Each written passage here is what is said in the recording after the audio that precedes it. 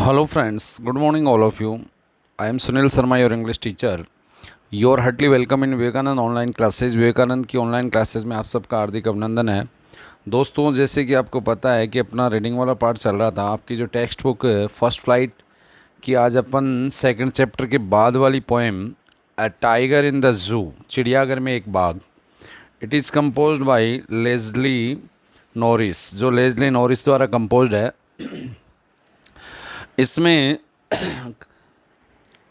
कवि ने, पोइट ने हमें बताने का प्रयास किया है कि किस तरीके से चिड़ियाघर की बाघ की मनोदशा क्या है और स्वतंत्र रहने वाले बाघ की मनोदशा क्या है। देखो दोस्तों, इट इज़ कॉमन, ये नॉर्मल है, यू नो ऑल्सो, तुम सब जानते भी हो कि जैसे एक तोता ही ले लो आप, वो पिंजरे में रहता है, उसे वहाँ हरी मिर्च है, मटर है, टमाटर है, सब चीज़ें खाने को मिल जाती है, फिर भी वो स्वतंत्रता चाहता है। हर गुलामी की जंजीरों में जकड़ा हुआ पर्सन, चाहे वो जानवर हो, चाहे वो पक्षी हो, चाहे वो व्यक्ति हो, हमेशा स्वतंत्रता का स्वाद चखना चाहता है। अपन को चाहे कितनी बेशक अच्छी सुविधाएं अंग्रेजी शासन में मिली हो, लेकिन फिर भी अपन स्वतंत्रता चाहते हैं, क्योंकि मानव का सही विकास स्वतंत्र एटमॉस्फेयर में हो पाता है। तो इसमें भी चिड़ियाघर की बाघ की तुलना, कुछ स्टेंजा आपको ऐसे देख, कुछ खंड ऐसे मिलेंगे जिसमें चिड़ियाघर की बाघ की मनोस्थिति, मनोदशा का वर्णन किया गया, और कुछ में प्राकृतिक अवस्था में जंगल में रहने वाले, विचरण करने वाले बाघ के बारे में बताया गया। चिड़ियाघर में रहने वाला बाघ नॉर्मली जंगल में रहने वाले बाघ से कमज़ोर हो जाता है। क्यों? क्योंकि उसे एक सीमित एरिया में चलना पड़ता है। और जो प्रकृति में रहने वाला बाघ है, जो पिंजरे में रहने वाले बाघ को सड़ा गला मांस वहीं खाने के रूप में मिल जाता है, तो उसे शिकार के लिए मेहनत ही नहीं करनी पड़ती है। तो नेचुरल है कि उसकी जो शक्ति है समय के साथ जीर्ण शीर्ण कमज़ोर हो जाती है। और जो जंगल में रहने वाला बाघ है, वो नेचुरल है कि हमेशा अपने भोजन से लेके दुश्मनों से लेके हर चीज़ के लिए स्ट्रगल करता है, संघर्ष करता है, तो उसकी शक्ति ज्यों की त्यों बनी रहती है। तो इसमें बताया गया है कि किस तरीके से एक शक्तिशाली जानवर, एक बाघ, अपनी शक्तिहीन अवस्था को जीता है, चिड़ियाघर में जीता है। Please open your book and try to understand with me. Now I am starting the poem contrast a tiger in the zoo with the tiger in its natural habitat. ये जो पोएम है, ये कॉन्ट्रास्ट यानी विरोधाभास बताती है कि कैसे एक चिड़ियाघर में रहने वाले बाघ और जो नेचर प्राकृतिक अवस्था में हैबिटेट रहने वाले आदतन बाघ के बीच क्या विरोधाभास है। The poem moves from the zoo to jungle. ये जो पोएम है, शुरू की स्टेंजा में जू से चालू होती है और धीरे धीरे जंगल की तरफ बढ़ती है, and back again to the zoo, और वापस पुनः अगले एक स्टेंजा के बाद वापस चिड़ियाघर पे आ जाती है।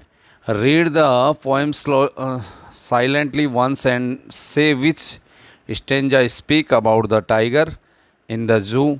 शांति से आप इस पोएम को पढ़ें और ये बताएं कि साइलेंटली यानी शांति से, कि कौन सा स्टेंजा, कौन सा खंड आपको चिड़ियाघर के बाघ के बारे में बता रहा है, and which ones speak about the tiger in the jungle, और कौन सा स्टेंजा है जो आप बात कर रहा है इसके अंदर जंगल में रहने वाले बाघ के बारे में। आपका जो पहला स्टेंजा है दोस्तों, no doubt it is belong to tiger of zoo, चिड़ियाघर के बाघ के बारे में बता रहा है। ही स्टॉक्स, स्टॉक से तात्पर्य है दोस्तों, वह विचरण करता है, लंबे लंबे शांति से चलने वाली स्थिति के लिए बताया जाता है। इन इज वीव्ड यानी चमकीली अवस्था या चमकती हुई धारियों से है, स्ट्रिप्स यानी धारियाँ, कि चिड़ियाघर का बाघ चलता है शान से, जिसके ऊपर चमकती हुई रंगीन धारियाँ हैं। वो पिंजरे में चहलकदमी कर रहा है। The few steps of his cage, और कुछ कदमों से इधर उधर वो वहीं घूमता रहता है, क्योंकि सीमित दायरा है। अब बाघ को अगर आप जानते हो कि चिड़ियाघर में बंद करके रखा जाता है एक केज यानी पिंजरे में, तो कोई ज़्यादा स्पेस उसके पास होता नहीं है। वो ज़्यादा कोई इधर उधर उछल कूद अपने शिकार के लिए, अन्य अपनी एक्सरसाइज व्यायाम के लिए, या वैसे अपनी नेचुरल हैबिटेट आदतें नहीं वहाँ पूरी कर पाता है। ऑन पैड्स यानी उसके जो नीचे के जो तलवे होते हैं, पाँव होते हैं, वो वेलवेट मखमली क्वाइट, बिल्कुल मखमली है, और वो जब चलता है तो आवाज़ भी नहीं होती है। आप देखते ही हो बाघ की जो शारीरिक रचना है, उसके शरीर के ऊपर बाल होते हैं, और नीचे का जैसे ऊँट का तलवा हुआ, बाघ का तलवा हुआ बिल्कुल मखमली होता है दोस्तों। तो ये बताया जा रहा है कि पिंजरे में कैद स्वतंत्र नहीं है। तेज और चमकीली रंगीन धारियों से ये पता चलता है कि वो युवा है, पर शांति से चल रहा है। इन इज क्वाइट रेज, रेज यानी क्रोध, रेज मीन्स ग्रेट एंगर, अत्यधिक क्रोध में। लेकिन अपने क्रोध को शो नहीं कर पाता, बता नहीं पाता, क्या करे कि क्योंकि उसे मजबूरी है, उसकी स्थिति, वस्तु स्थिति ऐसी है कि उसे क्रोध को भी अपने अंदर ही पीना पड़ रहा है। Next stanza, it is belong to natural tiger, ये जो प्रकृति में रहने वाले बाघ के बारे में है। He should be lurking in Shadow, ये बताया जा रहा है कि जो जंगल में जलाशय होते हैं, पानी के पोखर होते हैं, तालाब होते हैं, उसके पास उसे छिप कर रहना चाहिए, शुड यानी चाहिए। स्लाइडिंग, और धीरे धीरे फिसलते हुए, किसमें से, थ्रो लॉन्ग ग्रास, जो लंबी घास होती है उसमें से फिसलते हुए। क्योंकि जलाशय के पास छिप कर क्यों रहता है जो प्रकृति में रहने वाला बाघ? क्योंकि वहाँ जानवर पानी पीने आते हैं, अच्छे अच्छे हिरन वगैरह, जैसे और भी अन्य जंगली जानवर, जैसे ये अपने लोमड़ी है और क्या नाम से जंगली सुअर है। Near the water hole, water hole से तात्पर्य इट मीन्स जलाशय, तो नियर यानी पास में, फार का अपोजिट है दोस्तों। वेयर प्लम्स डियर पास, जहाँ से प्लम्स यानी गोल मटोला अष्टपुष्ट शरीर वाले डियर यानी हिरन गुजरते हैं पानी पी के। तो ही शुड बी स्नॉर्लिंग, स्नॉर्लिंग यानी घुर्राते हुए। ये घुर्राना कैसा? दांतों को दिखाते हुए जब कोई घुर्राता है तो ये प्राकृतिक बाघ के बारे में कहा जा रहा है। नेक्स्ट स्टेंजा भी प्राकृतिक बाघ से रिलेटेड है दोस्तों, कि उसे अपने दांतों को दिखाते हुए घुर्राना चाहिए। Around house as at the jungle edge, edge means किनारा, और जंगल के आसपास जितने भी गांव हैं उन गांवों के घरों के पास से, ताकि वो घर, वहाँ रहने वाले निवासी हैबिटेंट्स सब हॉरर हो जाए, उनमें डर व्याप्त हो जाए। बेरिंग, बेरिंग से तात्पर्य दोस्तों ये है, बेरिंग मीन्स दिखाना, चमकाना। हिज वाइट फैंग्स, फैंग्स यानी लंबे तीक्ष्ण दांत। हिज क्लोज, क्लोज मीन्स वही पंजे, कि उसको अपने जो जंगल के आसपास घरों के चारों ओर गुर्राते रहना चाहिए, और लंबे तीक्ष्ण सफ़ेद दांतों और पंजों को दिखाते हुए गाँव को आतंकित करते रहना चाहिए। टेरराइजिंग यानी टेरर मीन्स होता है डर, उसमें एनजी इंग फ्रॉम चौथी फ्रॉम है दोस्तों। द विलेज, ग्रामीण जो आसपास के लोग हैं उनको, गाँवों को आतंकित करते रहना चाहिए, ये होता भी है दोस्तों।